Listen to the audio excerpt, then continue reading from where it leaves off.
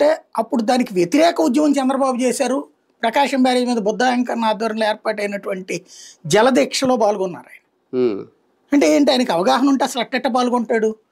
ఆంధ్రాకు వచ్చే నీళ్ళని ఆపమని చెప్పేసి రాయలసీమలో దోచుకుపోతున్నారని రాయలసీమ ప్రాంతానికి సంబంధించినటువంటి ఎమ్మెల్యే అయి ఉండి ఎట్ట చెప్తాడు? ఇప్పుడు ఆ రోజున పోతిరెడ్డిపాడు ఆ కాన్సెప్ట్ వల్లనే కదా ఇప్పుడు వాటర్లంతా అక్కడ ప్రాజెక్టులకు ఇస్తుంది. అంతకుముందు ఎక్కడ ఉండేది? అంతకుముందు కర్నూలుకు కూడా కష్టమే.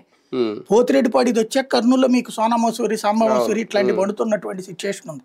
సో కర్నూలు మసూరి అనేది బాగా పేరు, ఇప్పుడు హైయెస్ట్ రేట్ ఉంటుంది మనకి ఆంధ్రప్రదేశ్.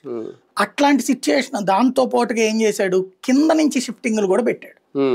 జగన్ వచ్చాక ఇప్పుడు మొన్న వీళ్ళు చెడగొట్టారు కానీ పెద్దిరెడ్డి ఏరియాలో కట్టినటువంటి ఏంటి వాటర్కి ఇట్లాంటివే కదా, షిఫ్టింగ్లే కదా జాగ్రత్తగా. అక్కడ ఏం చేశారు, 70 అడుగుల దగ్గర వాళ్ళు కడతారన్నప్పుడు మనం 60 అడుగుల దగ్గర లేపేయడం. ఎందుకంటే ఫస్ట్ మన దగ్గర నుంచి వెళ్తుంది. నాగార్జున సాగర్ దగ్గర వాళ్ళు లేపుతున్నారు, మన శ్రీశైలం దగ్గర లేపేసే కార్యక్రమం ఈయన పెట్టుకుంది జగన్. దానికి అనుగుణంగా ప్రాజెక్టులు రూపొందించుకొచ్చాడు. అట్లాగే పులిచింతల వాస్తవంగా రాజశేఖర రెడ్డి ఆలోచించకపోతే పులిచింతలు లేకపోతే కనుక ఇప్పుడు పోయి ఉండేది మనకి. పులిచింతలు లేకపోయి ఉంటే కృష్ణా డెల్టా ఎడారిగా మారిపోయి దాదాపుగా 25 ఏళ్ళు అయిపోయింది. పులిచింతలు బిగిన్ అయ్యాకనే అక్కడ వాటర్ స్టోరేజ్ అవ్వడం వల్ల ఒక పంట అన్న వచ్చింది. దాన్ని చంద్రబాబు గారు స్థిరీకరణ చేసుకొచ్చారు, ఏది పట్టిసీమ కట్టడం ద్వారా. అట్లాగా నడిచి